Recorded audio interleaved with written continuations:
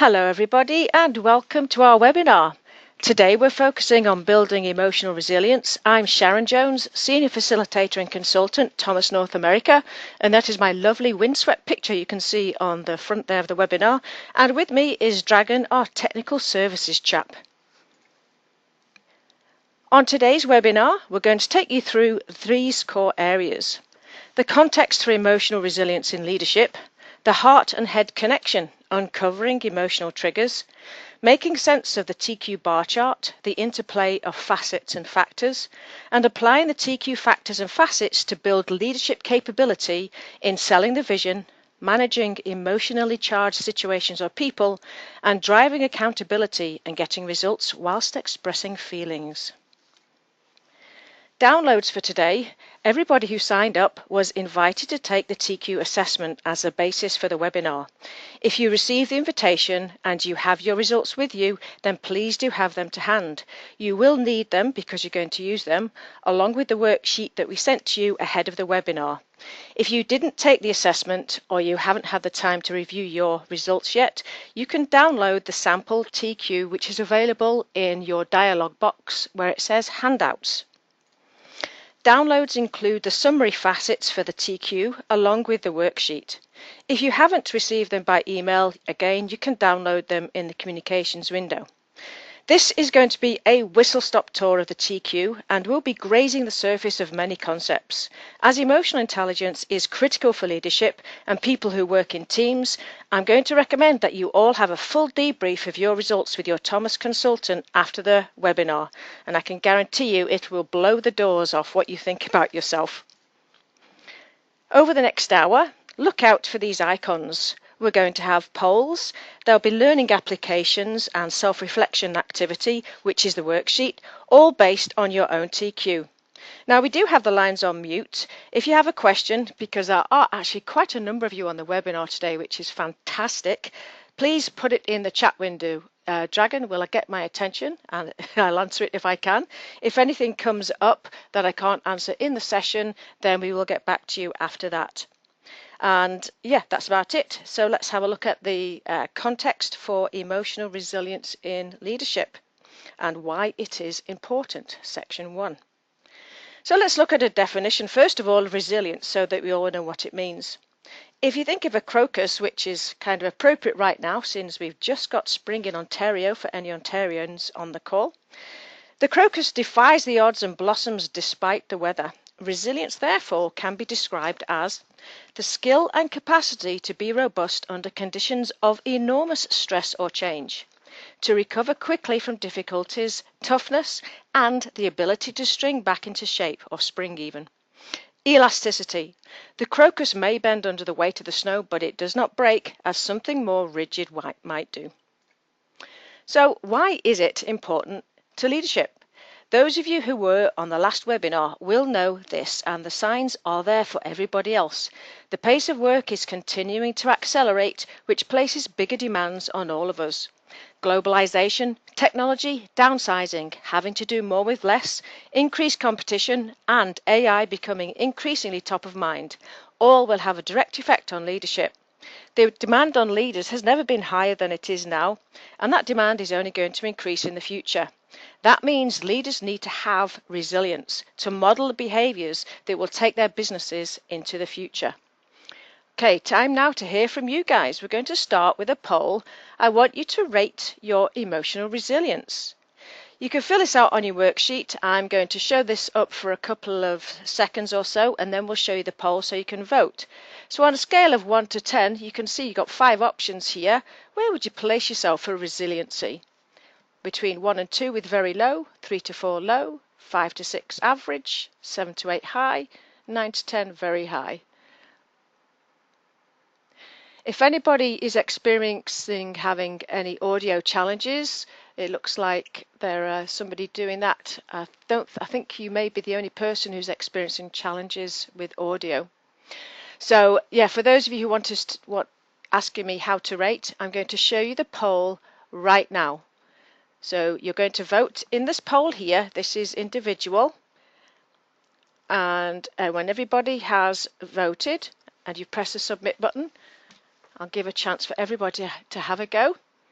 and then we'll show where you all sit, and I can see how many people are voting. We've had 75% people voted so far.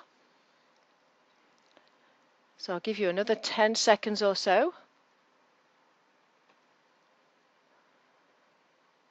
All right, let's take a look at what you guys have said. So, all right, good. Nobody with zero. Sorry, 0 for 1 to 2 on low resiliency. 6% of you said low resiliency. 41% of you said 5 to 6 about average. 44% said high resilience, and 10% said very high resiliency. That's fascinating for you guys to share with me. If I had to rate my own resiliency, before awareness, before I did the TQ, I would have reckoned that I had high resilience, but I actually don't. I probably have about average at best, and I have to work at that. So keep that number in mind as you go through this. Those of you with very high might have it naturally, which is, yay, good for you. And the rest of us have to work at it. Okay, thank you for sharing that. Let's move ahead to look now at what are the 6 qualities of resilience for leaders. So research across countries and industries and people defines a range of qualities that demonstrate resilience. Today we're going to talk about 6 of them. You can make a note of them again on your worksheet. So first of all, we have to be realistically optimistic. Looking on the bright side of things keeps you going as you believe this too will pass. We're not talking here about seeing things through rose-tinted glasses. Truly resilient people balance a positive outlook with a realistic view of the world. Number 2, being calm in the face of adversity. That's especially important as a leader.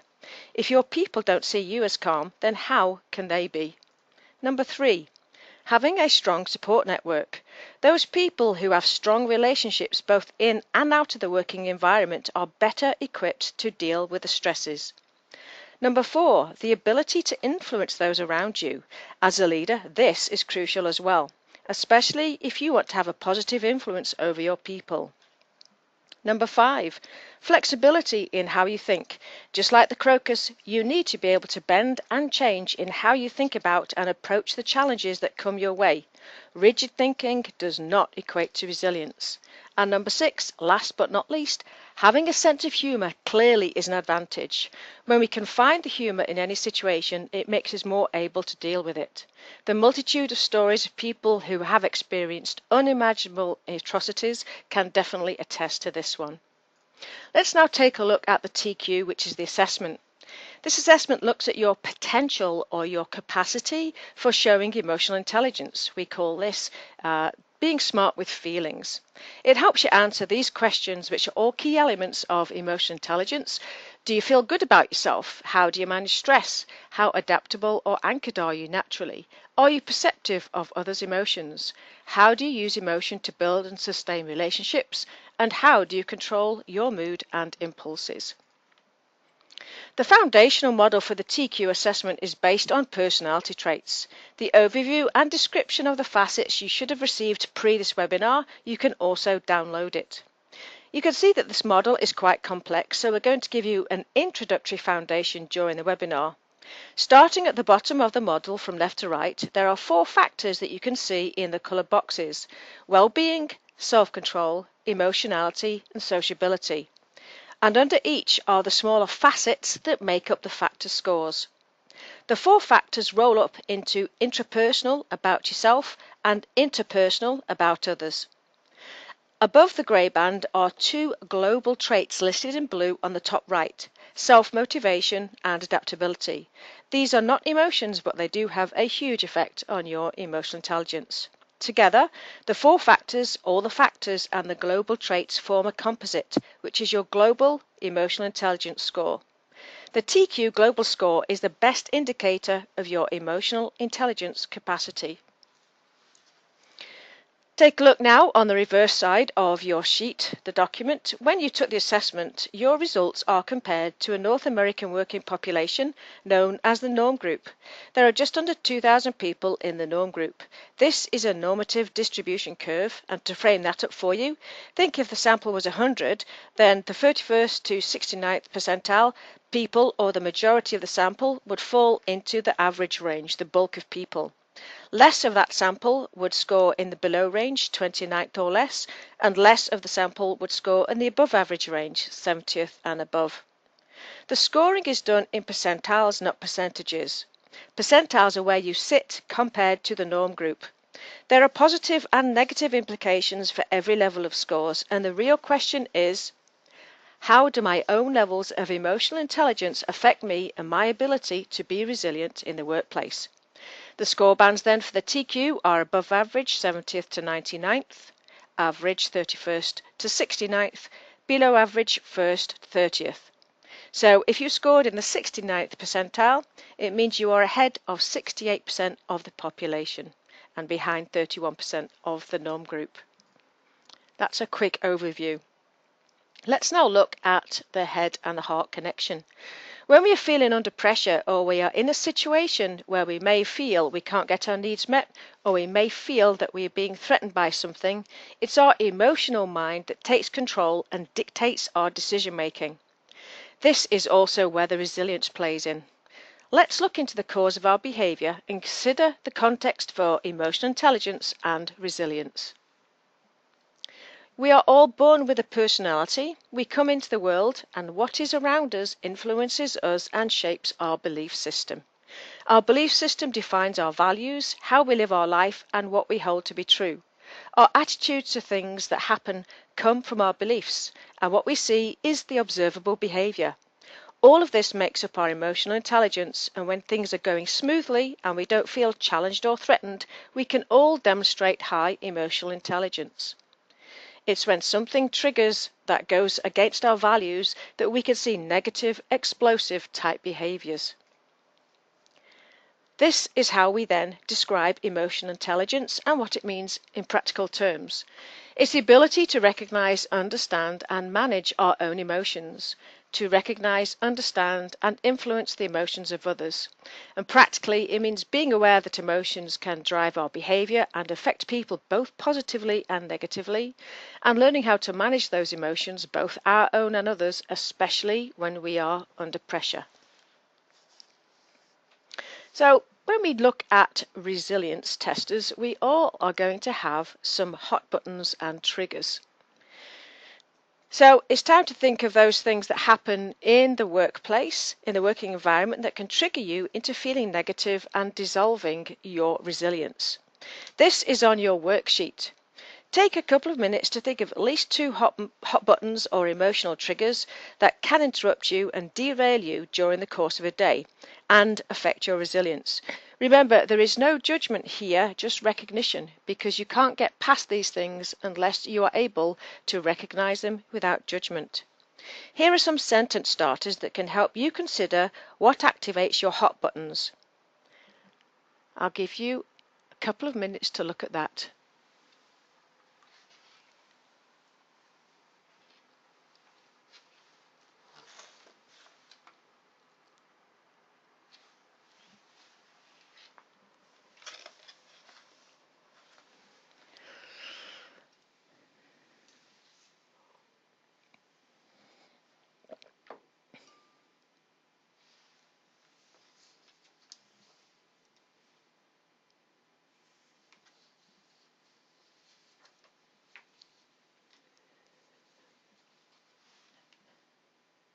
Has anything coming to mind for anybody?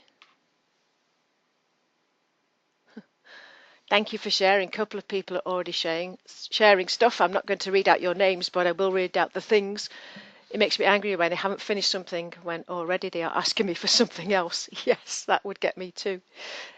It gets me when I see people being rude to others. That really is one thing. I was a waitress once, so you should never be rude to the waitstaff.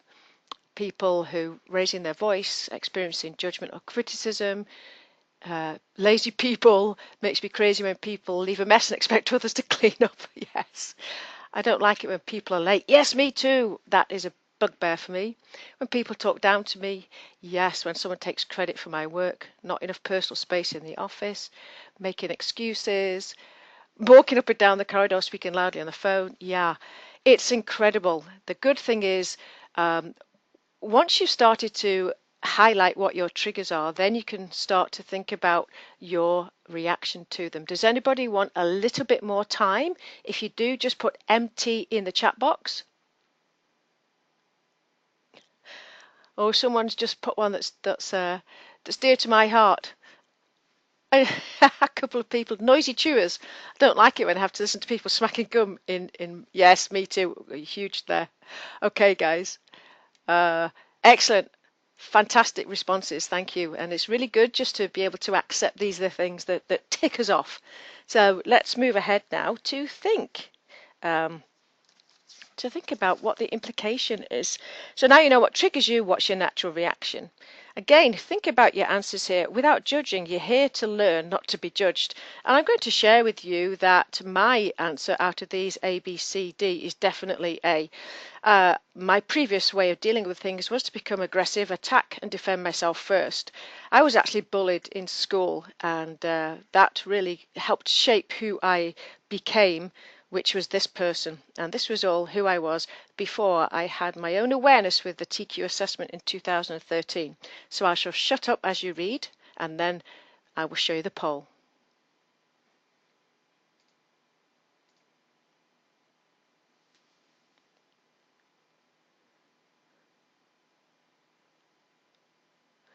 And if anybody has E for other, you can please text in what that is. We shall now show you the poll.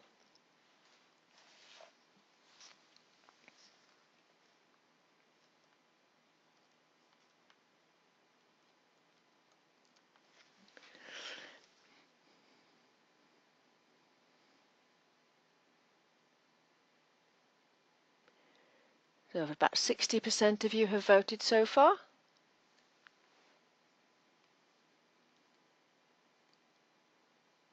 Some of you are saying other, so if you want to let me know what the other is in the chat box, I won't share your name, I'll just share what the other thing is of how you may react.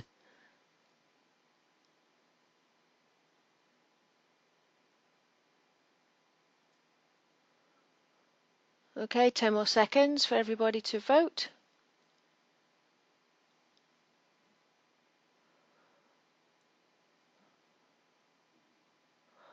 Okay, so the people who've put other in are saying kind of variations of what we have here, so let's show what the results are. 60% of you say that you take yourself away from the situation, vent your frustrations to someone else, come back to it with a calmer perspective, but I don't forget what happened and it stays with me, affecting my future interactions with similar situations. That, yeah, I see that a lot, and the challenge, of course, with that is that you take that knowledge with you when you next go in to meet with that person. Personally, I am, as I just explained, I used to be, became aggressive, attack and defend myself first. B, withdraw completely, don't like any form of confrontation. Yeah, hoping it doesn't happen. Again, thank you for sharing and being honest about that. I ignore it completely and hope it resolves itself. It never does, it just typically gets bigger. And those of you who said other things coming, like withdrawn but will follow up afterwards, so it's resolved, so that's good. Somebody said C, doesn't let it affect the future interactions, good. Address the issue with the person, providing feedback in a positive way. Hopefully that helps change the behaviour. Yes, well, that's definitely the emotion intelligent way of dealing with things. That I haven't met many people in my life who are naturally good at this stuff. So those of you, I would be curious to know, and you may want to share with me, whether you've always been that way or you have learned how to do it. That's just a question I've come up with right now. So you can share that with me perhaps when we get to the end. Okay, so thank you very much for sharing. Always good to think about how you're going to react. So when we think about that, then the next thing to consider is your default response when you've been triggered at work. We've done that one. Okay, I think we're moving on. There we go. Next poll. What's the effect, do you think, if you think about the negative behavior that you've done, those of you who are emotionally intelligent enough to be able to deal with it in a good way may be able to write other here. But when you respond negatively, whether it's attack or withdraw, it all affects your resilience. So have a look, A, B, C, D, or E. I'll give you a couple of minutes and then we'll show the poll.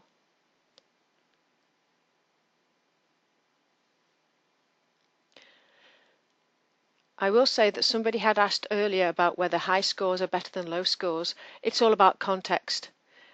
When you have your conversation, you debrief with your consultant will take you through that. The key thing about this assessment and any assessment is, are you comfortable in the job that you're doing and what's getting in your way? That's really what it comes down to. So there's no better or good.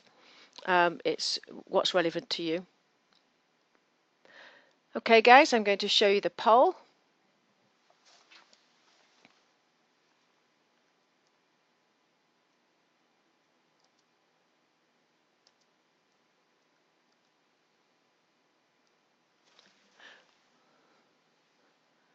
So about 50% of you have voted.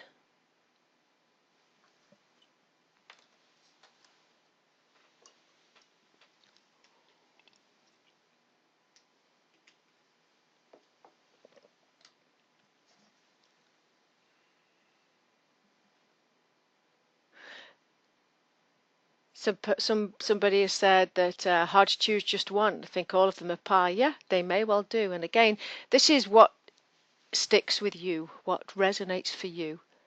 So another 10 seconds and then we shall close the poll. About 80% of you have voted. Okay, let's close the poll and see what you guys said. So 22% of you said negative emotional reactions affect team morale. 59% of you said my negative reaction can undermine me and how others view me professionally.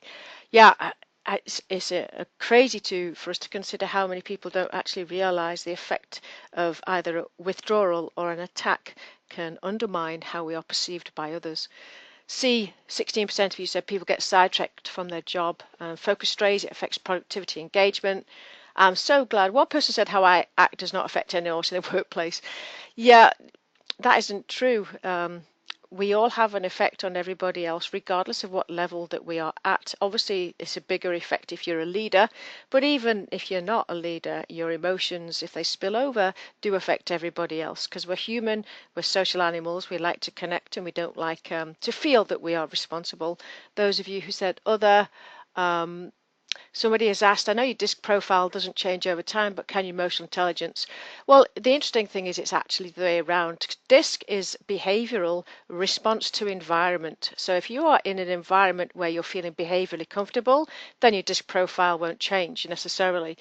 Your emotional intelligence, what they are saying is that you are emotionally mature around about the age of 25. If you were to take the TQ at age 25, you had no further interventions, you had no major life events that would change your emotional intelligence, and took it again 10 years later, it would be the same. As you get older, your emotional intelligence does tend to get a little bit broader, a little bit bigger. You can learn it, but it won't change your blueprint. This assessment measures what I call the blueprint. I've taken it every year since 2013 when I started working at Thomas in the UK. And my awareness is just the doors have been blown off of my awareness, but it doesn't actually change my scores. What it changes is my knowledge of where I sit and how I cognitively need to improve how I'm responding, because I will be sharing with you my TQ shortly so I can explain in more detail about that one. So any huge life-changing events, if you're in a car crash, airplane crash, anything really massive, then yes, it will change your emotional intelligence. Okay. All right, thank you very much, guys, for that. Now we know what the effect is on the business of our behavior. And of course, we're paid to be professionals, so it's good to remember that one. Let's move on to choosing a different response. So going back now to your triggering exercise, here are ways to get untriggered. There are some suggestions down the right-hand side. Take a look through those. I'll let you know what mine is. Actually, whenever I find myself, because I feel it first in my gut, and then I just have programmed myself to say, that's interesting. So I buy myself some time to then go away and think about it and get calm. So I will shut up now, give you a minute.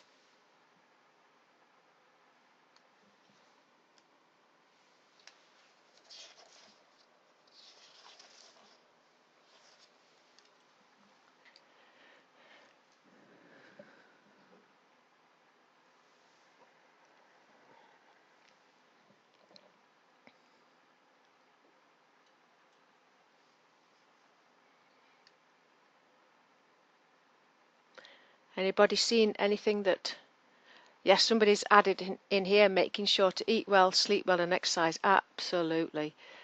It's when we don't get those things that our stress levels are likely to be higher and our resilience is lower. So very good. Yes, definitely make sure to do all of those things. Thank you for that. What else do we do to get untriggered?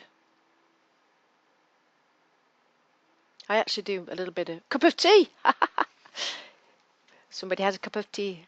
Yeah, all these things are often deep breathing. Yes, I was going to say I do actually do a little bit of meditation, mindful meditation. Yeah, let it out, vent to someone. Yeah, empathize.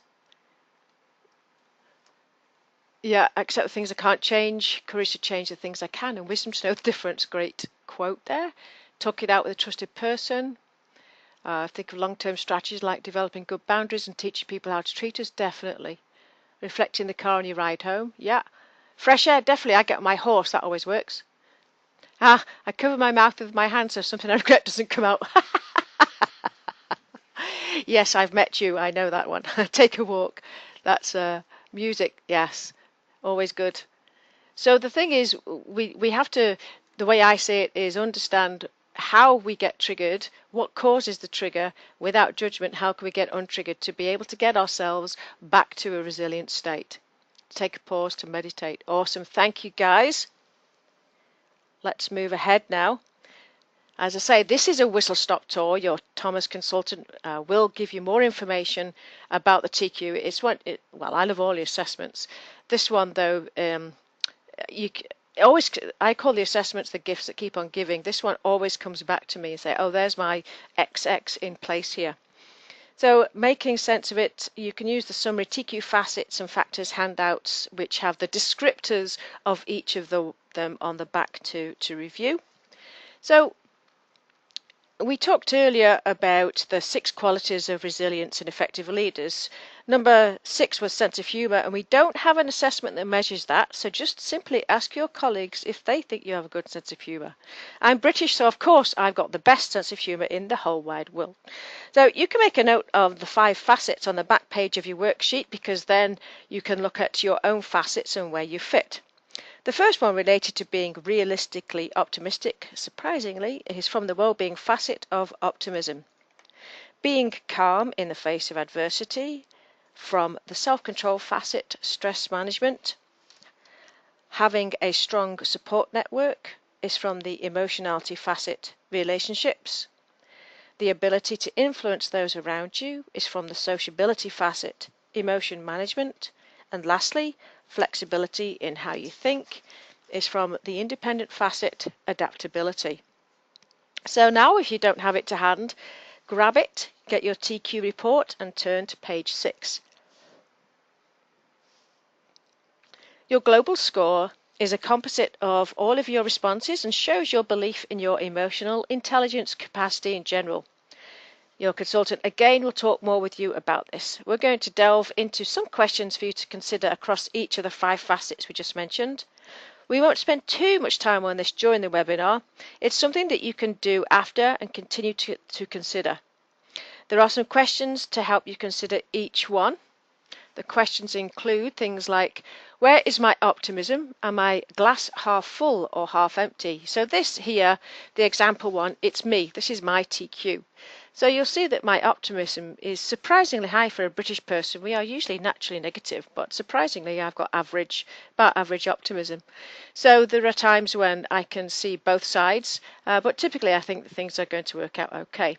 Where's my stress management? How do I cope?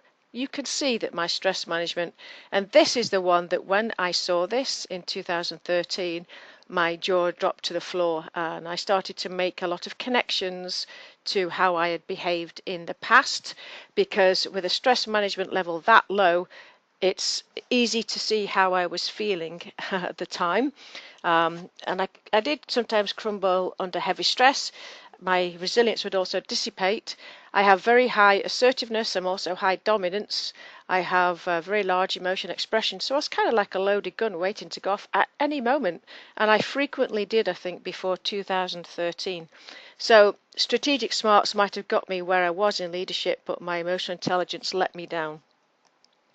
My relationships here is in the average range. Do I have a good support network? Oh, yeah, I do. I don't collect people. I have a good core of people around me that I trust. Where's my emotion management? Can I influence those around me? I have above average scores here, which could be positive, but it does also have its downsides. I could be perceived as being manipulative and controlling. My adaptability, how flexible am I likely to be? Again, I have above average, which can be good for responding to change, but I need to be aware of how fast I'm adapting around and is everybody keeping up? I could appear to be a little bit of a tigger bouncing around going, okay, bored now, which again combined with my behavioural profile and my GIA presents a beautiful picture of who I am, who I was, and how sometimes I need to make some cognitive changes to how I show up. So these are areas that you can consider for yourself and explore further with your consultant after this. What I want to do now is take a deeper dive into the facet interplay. This is where the magic comes in with the TQ. When we look at two of the ones that have been highlighted for resilience, stress management and emotion management. Stress management is all about how you manage your stresses, and emotion management is how you manage the emotions of people around you. You can use your worksheet to consider the effect on these. So, how do they work together when you're under pressure? As I gave you the example earlier, I've got below average stress management and above average emotion management. So, before self-awareness, when I was under pressure, it was visible. I looked and acted stressed out. I didn't present a resilient and calm exterior. My way of managing the emotions of the people around me back then was to shut them down by being assertive. Again, that comes into the high assertiveness and the high dominance behaviorally. Since 2013, I've become aware of these scores and I've learned how to cognitively manage myself. It isn't always easy, but it's always worth it.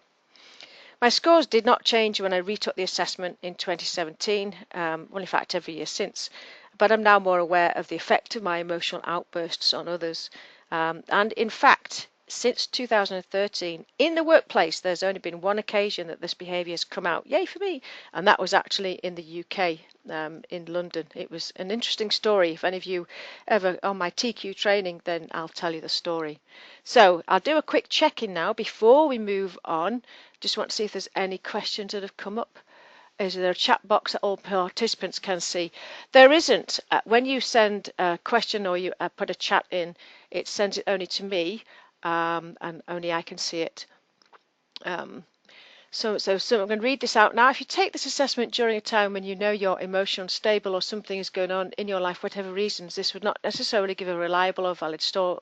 Is that correct? Yes, it is correct. One of the questions when I am debriefing somebody or going through the TQ is, how were you feeling on a scale of 1 to 10 when you took this assessment? Were you feeling 1 pretty not good as something happened to you, or 10 feeling awesome? Either of those two responses will affect how you respond. Your overall shape, if you look at the wheel, I think it's on the previous page of the TQ report, what happens if you're feeling really, really good, you'll tend to see an overinflation. Imagine a tyre when it's had too much air in it. You'll see an overinflation of the wheel when you're feeling really awesome, because you'll just give yourself higher answers. If you're feeling really bad, I actually was delivering TQ training in Scotland a few years ago, and one young lady on the course she asked me the same question. So I said, yes, has something happened? She said, well, my brother just died before Christmas. So I said, yes, that is going to have a huge effect on how you score it. So this is definitely the kind of assessment that you want to take when you're feeling emotionally normal, whatever that may be for you, emotionally average, again, whatever that is. But don't take it when you've got something massive on your mind. Don't take it when you're going through a period of huge amounts of stress, changing jobs or moving house or anything like that. Of course, that's a perfect world. So again, when you think about how you responded, you look at your answers, ask, what was going on for me when I took this assessment? And if any of you are in recruitment out there and thinking of using this for teams, for leaders, etc., same thing applies. You need to consider the context of how the person responded.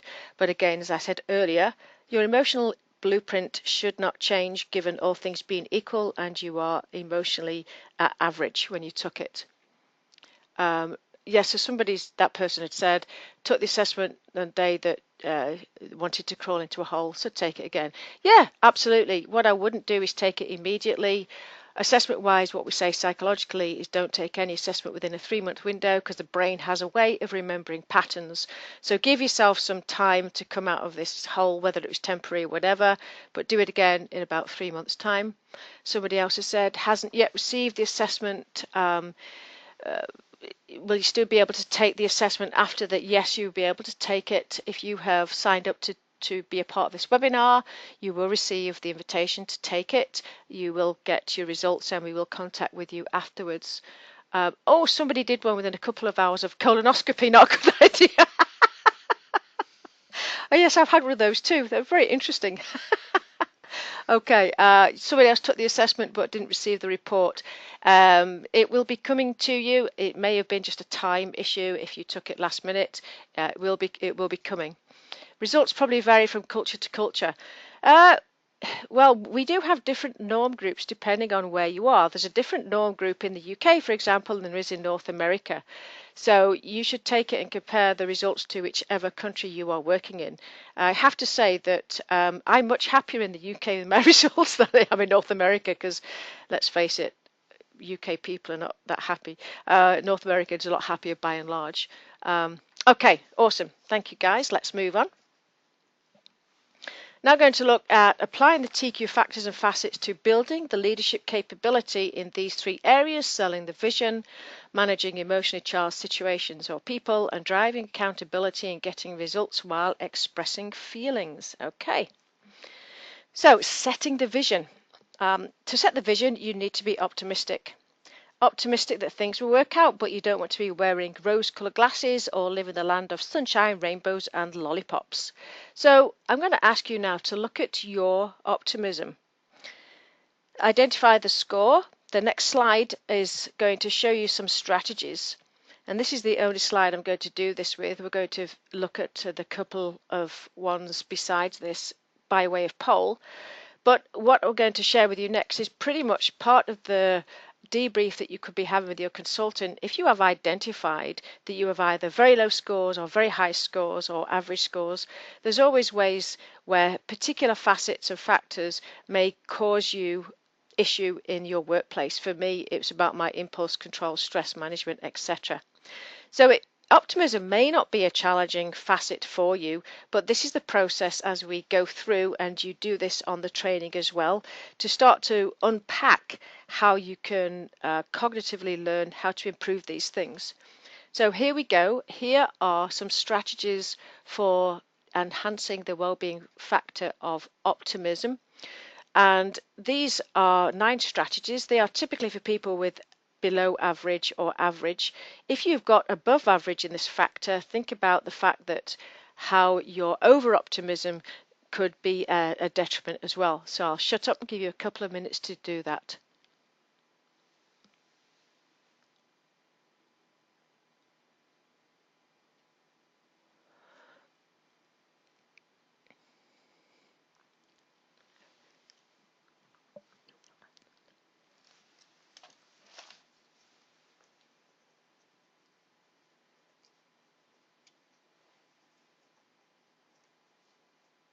Oops.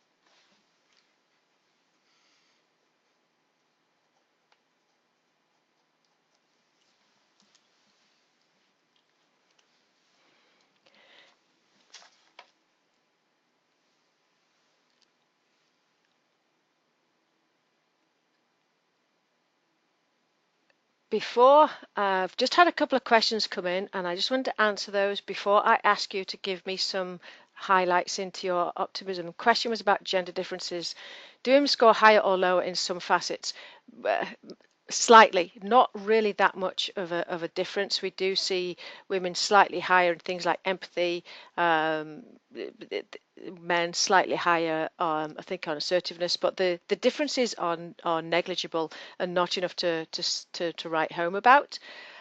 Somebody had said that they are in Venezuela. Situation is horrible, so maybe the results here are going to be very different. Well, yes, whenever you are in an environment that is challenging on you emotionally, then definitely the results are going to be different. will you share the strategies with us via follow-up email? Your consultant will talk to you about these strategies. Do we send out the slides? You can, yes. So the webinar will be available as a recording, so you can always pause it at this part.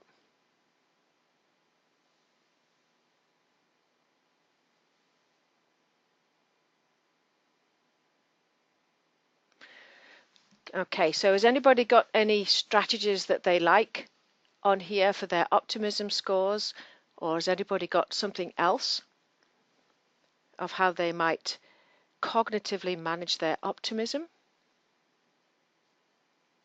Do you feel our ego-driven society impacts the scores? That's a good question. I'm going to have to think about that one.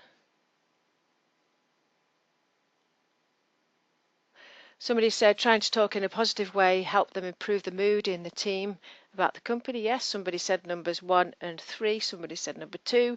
So glad that you're seeing some strategies here that are useful for you. I'm still thinking about that question on our ego-driven society. Does it could well do, but again, it comes down to the environment that you've been brought into and what you have coming into this world, because it's 50-50 nature nurture, which has been proven. If you're brought up in an ego-driven world and you're always told, well done, you're awesome, thanks for showing up, then you're quite likely to have higher levels of self-esteem, which might not be warranted.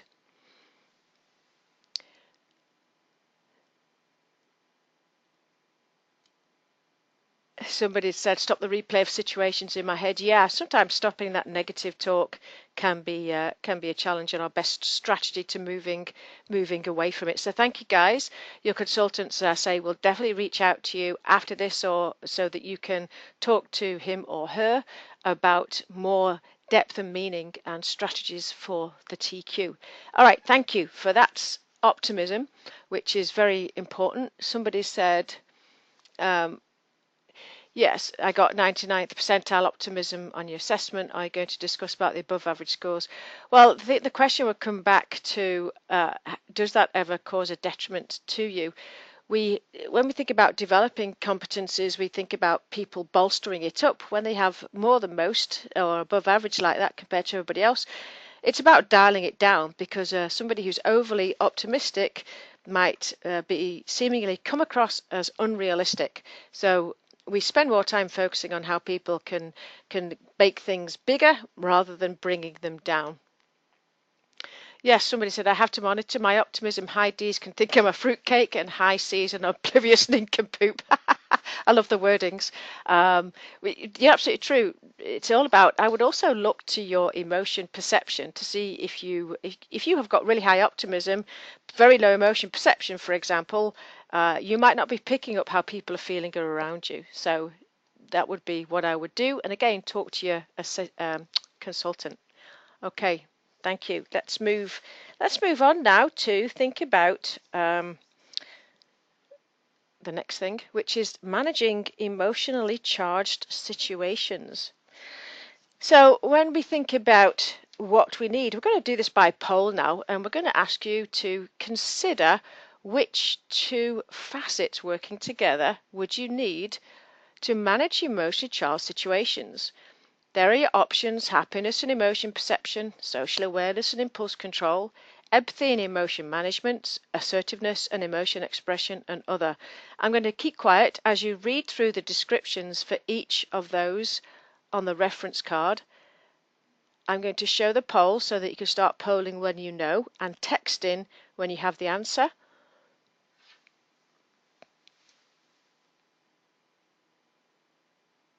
Okay, let's show the poll.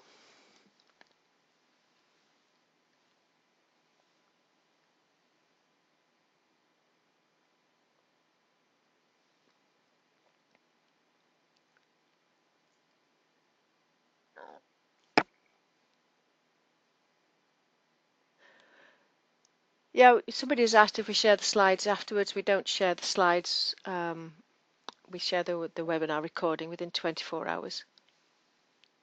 so you can pause the recording to review. Somebody had also said that they thought they were very optimistic and was told they were so average, but the rating is below average. I would have a further conversation with your consultant about that. It will depend how you answered the questions and how you felt when you took it. So how are we doing poll-wise? Okay, I'm trying to give you guys a little bit more time.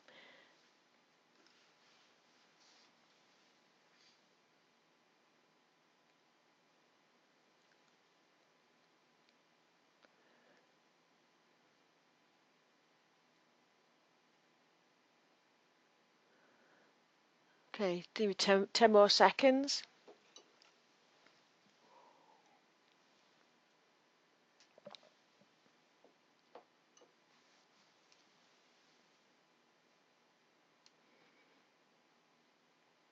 And those of you who said other, if you want to let me know in the chat box what you think the other are. All right, so let's show the poll. Okay, so 2% of you said happiness and emotion perception. If you've got any thoughts on that, if you just want to jot them down in the chat box about why happiness and emotion perception, that'd be great. 36% of you said social awareness and impulse control. Again, same thing, let me know why you thought that. 50% of you said empathy and emotion management. 10% of you said assertiveness and emotion expression, and 2% said other. So I'm just going to give you a couple of minutes if you want to write in the chat box why you put what you did, or if you want to put why you put other.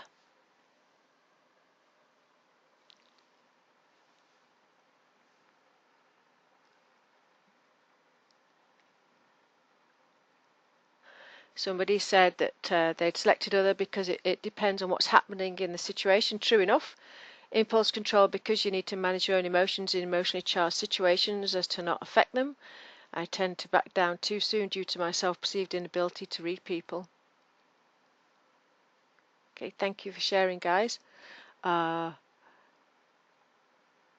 you need to understand where people are coming from and find a way to manage the situation, de-escalate.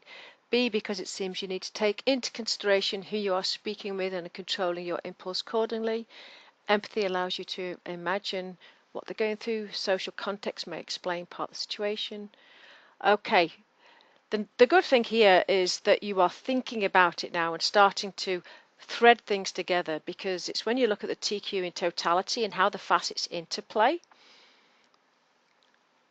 Yep, all of the above depending on how you scored yourself. Assertiveness required always. It's interesting about assertiveness. It always depends on to what degree. So let's take a look at what we said. So what we thought would actually be answer C, empathy and emotion management. So happiness is all about feeling, yeah, I feel pretty good about things at the moment, and emotion perception is picking up how you are feeling as well as how others are feeling. But that wouldn't be managing the situation. Social awareness and impulse control. So again, social awareness is kind of about looking around and seeing who's around you, knowing who's who. Impulse control, managing the impulses. Probably wouldn't, it would be good to know where you sit on those, but I'm not sure it would be help to manage them. Assertiveness and emotion expression. So again, assertiveness is definitely interesting. Too much, and it could come across as aggressive. Too little, well, obviously it wouldn't be there then. So some amount of assertiveness and emotion expression. So depending on the situation, that might be the right answer. But empathy and emotion management, by far, most of you had said that answer anyway. Empathy about putting yourself in other people's shoes, and emotion management about managing the emotions of other people. So those are just two of the facets that would play into that. Again, an emotionally charged situation would demand knowledge of what's going on, what's causing the challenge in the first place. So you could have somebody who's got high empathy and high emotion management, but they might spend so long with the other person that they forget to go back to work. So it's all about how does it all fit together. But looking at the facets in this way, we can look to our own and see what we have and where we would balance. Especially interesting are between empathy and assertiveness. Because if you are somebody who's got very high empathy and very low assertiveness, then chances are you'll put others before yourself all the time. If you have very high assertiveness over lower empathy, chances are you're going to put yourself over others all the time. And this is not about judgment. Again, it's about context. It's about what's right for you. It's about what's right for the job and where are you likely to excel. I'm often asked, as I was asked earlier, can you change your scores? So you can teach somebody with low empathy what it looks like to be empathetic, and that person can learn cognitively to be more empathetic, but put them in a situation where they had to be empathetic all day long, they would return home exhausted because they would have to switch it on in their brains to do so. If we often think people need to be more assertive to be good managers, so we may say, you'd be great, we'll send you on some assertiveness training. And the person doesn't want to go on assertiveness training, goes on it, and finds it very difficult to be assertive even though they know what the tools are. So you could ask me to be assertive, I could do it without breaking a sweat because it's something I can do all day long. But asking somebody to ramp it up, you could teach them what it looks like, but you don't want to put them in situations where they would have to cognitively intercept with themselves all the time to be more assertive because it would be exhausting. Again, it's all about emotional fit. Okay, thank you very much for voting, guys. Let's take a look at the next one, which is my computer is frozen again. That isn't the one, but never mind. So I just need to read what it says. So to drive accountability, get results, and express feelings, which are the two facets that you need? Again, here are your options: A, B, C, D, or E. Have a read through. Tell me what you think. So it's all about accountability, getting results, and expressing feelings.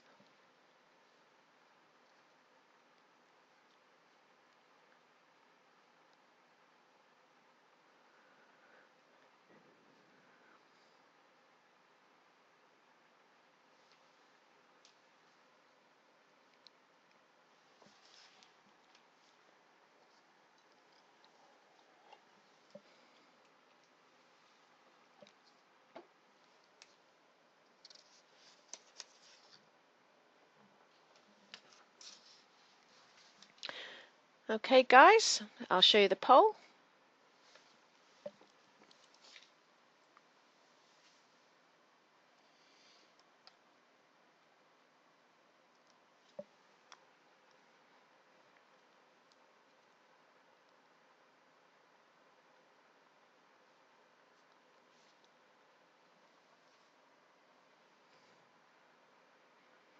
So just over half of you have voted.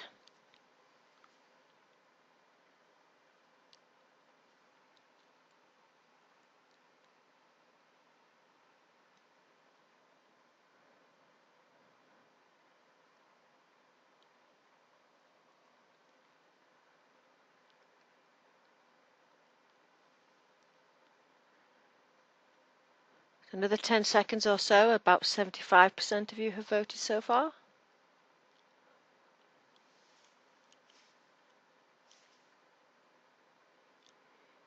Okay, let's close the poll and see what you guys said. 1% said social awareness and happiness, 15% said self-esteem and emotion management, 19% adaptability and emotion regulation, 65% said assertiveness and emotion expression. So let's see what we said. Yes, we said assertiveness and emotion expression. So to drive accountability, get results and express feelings. I would also be interested because you can have someone who's assertive and has high emotion expression, which might drive the accountability, get results and express feelings. What I'd also be interested in is that doing it out of a place of fear, or is it doing it out of a place of collaboration? So I would be, let me ask you guys the question, which other facet or facets would you be interested to look into along with these? So we've got assertiveness and emotion expression to drive accountability, get results, express feelings, but do it in a collaborating, empathetic way. I've given one away there with empathy. What else do you think you would need to have to do this in a team environment?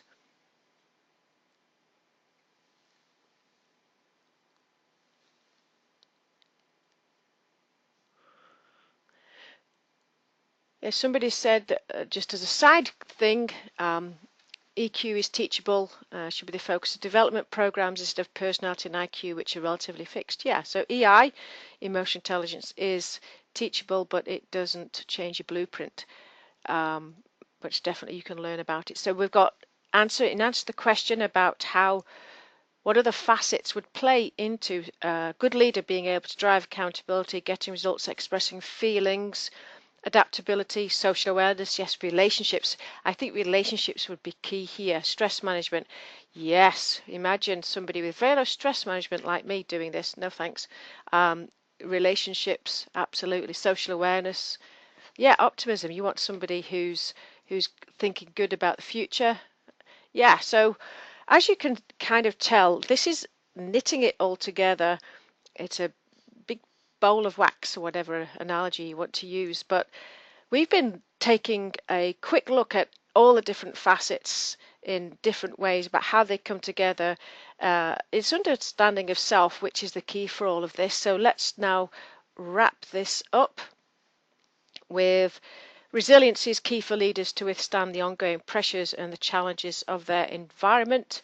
Emotional intelligence, as measured by the TQ, is what lets you know how much natural reserve of resilience you have and where you need to cognitively step in. Self-awareness of your own resilience, as well as how you're likely to respond to negative situations, is critical for those who want to lead others. Parts of or all of your business may well benefit from a workshop even in emotional intelligence. It benefits all, and just so happens that we know some people who do great workshops in emotional intelligence, and that would be us. So your consultants are going to connect with you after this to talk in more detail about this topic and to see if what you need to help your businesses succeed in helping everyone develop more knowledge of their own emotionality and how to bring their A game to business every day. So to close out, the recording will be available within 48 hours. The client resource site also has documents in using the TQ, resources available from the webinar are the sample TQ, the How Do I Build Emotional Resilience worksheet, which you can take forward and use with others, and the TQ reference card. Upcoming webinar dates, hold the dates, May 24th, How Do We Build Trusting Teams? And June 19th, How Do I Provide Feedback and all 3 tools? There is the link for that, so please do register online. Last but not least, do we have any questions, thoughts or comments? Thank you too. A couple of people saying thank you. Any other questions for me? At what point should we reach out to our consultants if we don't see our results? As quickly as you can, basically, if you haven't got them, but we will be emailing all of the results out to everybody, so please do check your junk filters, your spams, etc. Your spam, to see if they've gone into there. Do we have this in French? Unfortunately, the only thing I can say in French is bonjour, so as yet, no, we don't. Can we request to take another test in a few months' time? Talk to your consultant about that. How long will it take to get the test? Once you've taken the assessment, the results are instantaneous, so it may well be a processing back on our part. There shouldn't be more than 48 hours lag time between when you've been asked to take it and getting the results. A debrief, if you want the debrief, your consultant will reach out to you. You can reach out to us. We will make sure that you get it. Okay. All right, guys. Well, it's 1:59. Woohoo! Yay for me. Somebody just said, haven't received the assessment yet. Will it sent to you soon? Yes, if you haven't received it, we will send it to you. Okay. Thank you very much, guys. See you next time. Thank you and good night.